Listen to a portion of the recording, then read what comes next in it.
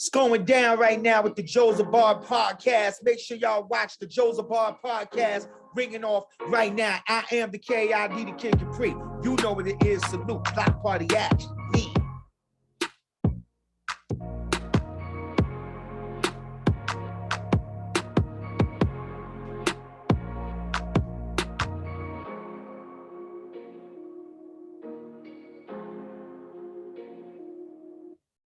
What's up, everybody? It's your Jozabad podcast. I'm your host, Jozabad Palacios, and we're here back again for another podcast. It's been a minute, but hey, we have Samuel Reyes. Samuel Reyes, how's it going, my man? How's it going, Jozabad? Doing good. Thank you for having me, brother. Appreciate you.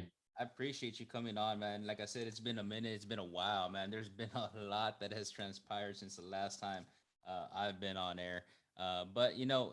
Where can we find the podcast? Well, we're on Spotify, we're on Apple Music, we are on YouTube. So if you feel the need to go ahead and listen in your car or on video, we are always available. So once again, Samuel Reyes, hey man, how you? Which is education, inclusivity, and transparency. I'm also on Facebook, facebook.com, Elect Samuel. So I hope everybody can check it out. Okay, all right, my man. So you gave me a lot of information right there, and from what I've gathered is that you're running for a position, and this position is in the county of Hidalgo in Texas. Am I correct in saying that? That is correct. All right. So you're running for the chair position, and what I've gathered is that you've been volunteering, you've been legal advisor to the party. And one of the things that strikes me always is the legality, the legal advisor. So are you an attorney, man? Yes, I'm an attorney, been practicing it'll be 14 years in May. I was a former prosecutor back in 2009. I was a misdemeanor prosecutor for about 18 months. And since then, I've had my own law practice since 2010, focusing on personal injury, criminal defense, and family law, and a little bit of general practice with contracts, business disputes, and things. Hey man, so I have a lot of listeners, and a lot of my base, it ranges in ages. I personally have Offenses. got it. Hey man, so I mean, you look very young. I mean, if you don't mind me asking, how old are you, man? I'm 39. Okay, he's 39, and so what made you want to become an attorney, if you don't mind? I wanted to become an attorney. I learned because it was something very interesting to me. The law always seemed, something that was extremely interesting. I saw how the law affects all of our lives. I always loved to argue. I love to debate. Just, with the law and how it's, such an important, part of our society, the legal field. And so was very interested in that, saw that it was something that my family on my mother's side actually are lawyers. Her uncles and whatnot are lawyers in the country of Colombia. And so, that also I was very interested in that. And, I gave it a shot. I went to law school. My father, who did very good in raising, hardworking children. And he always showed us his work ethic. He also said, that's a great career. You should go for it. You should become an attorney. And so that's what I did. Wow, man. Hey, so I mean, in Colombia, you had uncles that were attorneys. Tell me a little bit about that, man. What was the relationship that It's actually my mother's family that was attorneys. My mom's dad, he was sort of like what they would tell me was considered more of like a prosecutor, and that people in his brothers, so it's my mom's uncles, were attorneys. Okay. And this is what I'm told. I did not know them personally. I didn't meet them, personally. But they had what I always tell me is how, we have people on that side of my family and my mom's side of my family that were attorneys in Colombia. And I learned that when I was, at the time around that I, was deciding on what I was going to do as well. And that was something also that influenced me. And I said, man, that's cool. Around what age were you being told these stories, man? Probably around college age, at the time, when I was in college, having to make that decision of what I was going to do, whether I was going to go into the workforce or whether I was, going to go to graduate school, like I ended up doing. Yeah. that was one of the stories that I would hear, and I would just kind of get that from my uncles and my mom, telling me about, I had an uncle named Pedronel who was in Colombia, who was a lawyer. My mom's dad was, I want to say he was like a prosecutor, or if he wasn't a prosecutor, he was like a head law enforcement person in Yeah. Colombia. It's crazy, man, because oftentimes, we forget, we talk and talk and talk, and we'll say stories and so forth, and we think nobody's listening. But it's crazy how, like, sometimes these stories can cause a change in people's lives. Words matter. I think once we get to the end of our road in this journey of that we call life, we think what mattered, and that's where we're at, man. So why does running for campaign, I mean, for chair in your county of Hidalgo, why does that matter? It's crucial. I mean, it goes back to what I'm saying about, policies, the law, the policy, the government, that affects everyone. Hmm. That affects everyone's life, what law we're going to live under, what policies we're going to live under. And the ideals of this country are very beautiful, of justice for all, equality.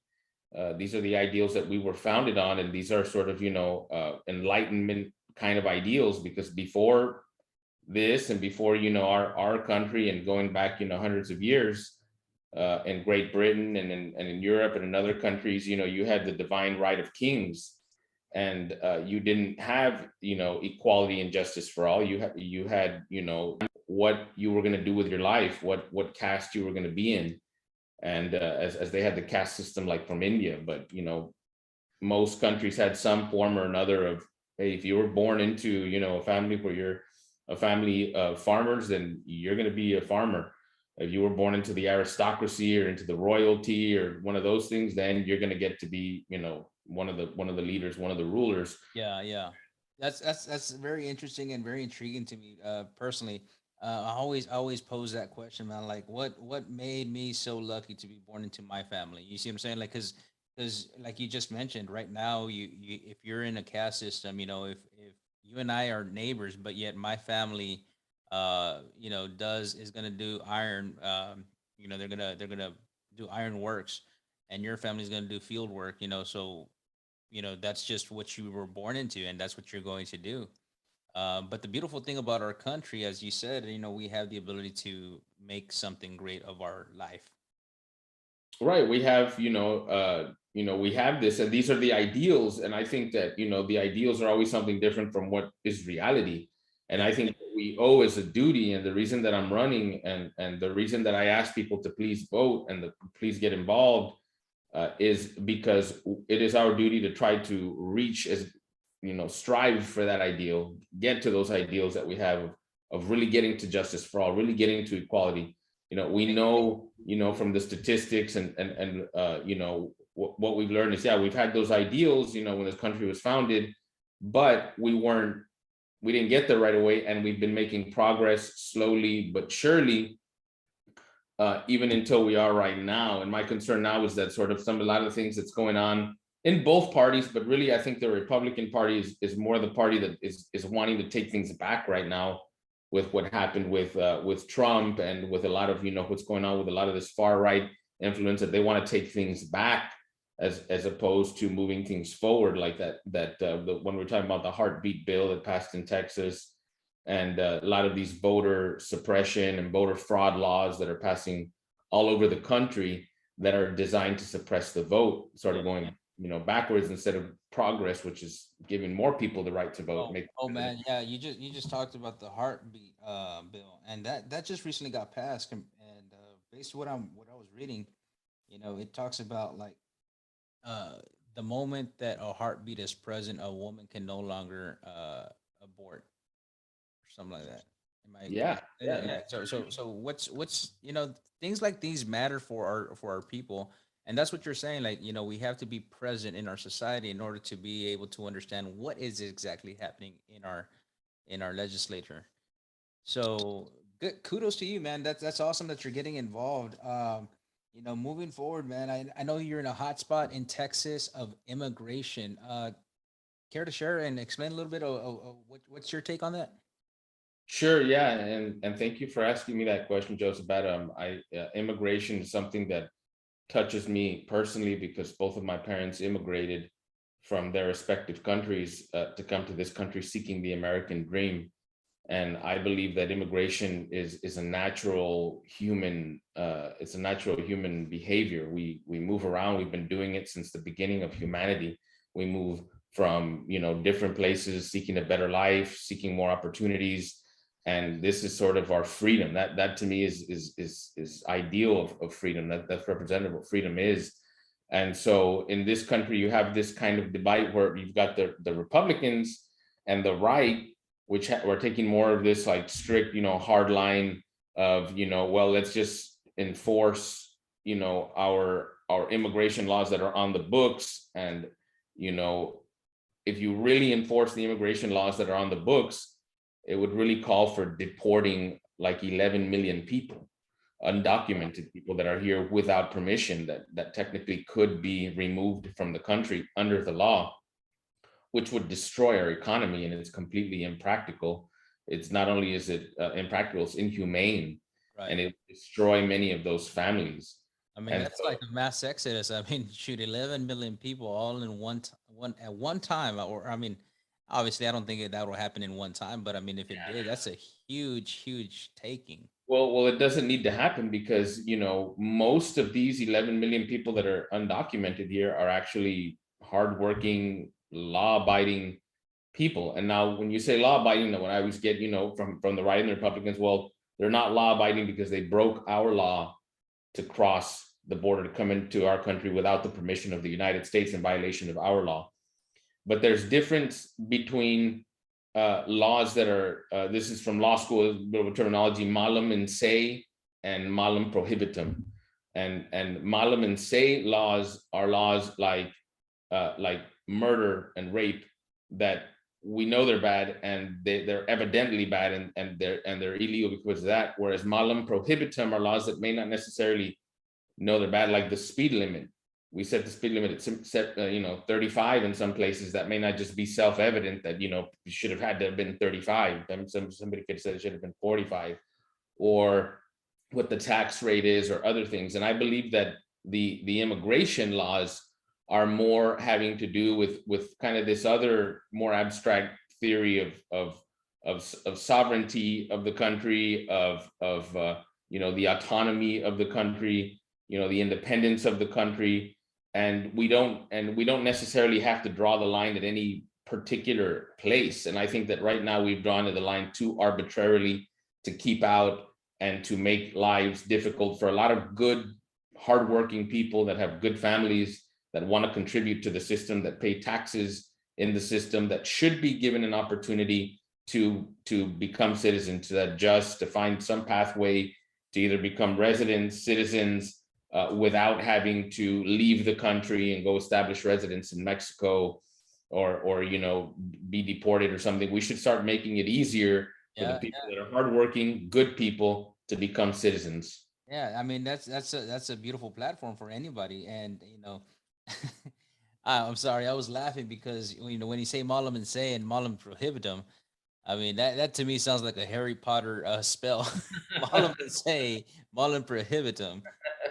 Like I could definitely have a field day with that one. But again, that's an opportunity to teach somebody, hey, Malam and say and Malam prohibitum. Hey, Those are Latin terms. Yeah, yeah, say, learn them in law school, and it's like these are, some things are just malamin say. That means they're just like murder or something like that. And so those are just two I'm different. my daughters are definitely going to be hearing this all week long. Malam and say, Malam and prohibitum.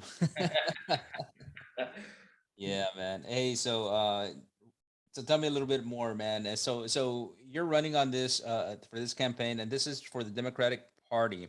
So therefore, this is happening in the primary. You don't go into the general election, correct? That's correct. This is just the primary election. This is for the Democratic county chair for Hidalgo County. And so we need somebody that is going to hit the ground running, that's been with the party, that has relationships with the precinct chairs. One of the things that I've been able to benefit from serving on the party, being on the board, and is knowing all the board members and knowing the precinct chairs as well. I have relationships with a lot of the precinct chairs, and we have these relationships that we built that I believe that me being elected chair will capitalize on these relationships to do the really hard work that needs to be done between really now and November, but especially between the time that the new chair gets sworn in, which will be in July, up until the November election, which was going to be a critical election this year in 2022, especially for our district, Congressional District 15, which is under attack by the right, basically trying to take advantage of what they saw happen in 2020, where they kind of, gave us a run for our money, and they were actually got a lot closer than they have in years to actually defeating our Congressman Vicente Gonzalez, who is now switched over to District 34. And so, whatever candidate it wins the nomination for District 15, the Democratic Party needs to do everything it can and use, all hands on deck and every power it has to make sure that that candidate wins in November. Right on. So like it's a team approach. It's a one team, one goal. Let's go ahead and win this, right? The type of mentality when we look at these politics and parties. I understand. I mean, there's just a whole bunch of issues that are going on right now that people get so passionate about. Right now is not definitely a good time to be talking about these and making sure that we're listening more than anything. I have a lot of friends on the right, and I have a lot of friends on the left. I've never gotten into an argument with them, but we've gotten into agree to disagree, and that's okay, right? I mean, I think that's a bigger thing that we need to let our youth know, let our people know that we need to listen. Well, I mean, but again, I mean, I'm so happy that you're running. It always gives me great pleasure to interview individuals that are taking an interest in their community. Awesome. Thank you So, also, because I know you've helped with the Democratic Party as well, and you've been involved, and you moderated the debates that we recently had, which I thought you did a great job, and we had some great debates, and so thank you for that. I know that you've also been working on that. yeah, I mean, I welcome anybody to my platform. I mean, this is an opportunity for me to like just get to know people and just vibe with. Like I've told you before, I mean, my platform is just let's talk like individuals, because at the end of the day, you and I are humans, and regardless of party, we can work together. Or if you choose not to, you know what? I don't need to talk to you, right? But in any case, man, I'm so happy that you're running, Sam. You will do great things. I wish you nothing but the best. I wish nothing but anybody that is running but the best, and I hope that they do it for all the right reasons. So, with that being said, we are out of here. This was a short segment with Mr. Samuel Reyes, candidate for Hidalgo County chair. And I hope you watch it, like it, share it, subscribe. We'll see you soon, man. Have a good one.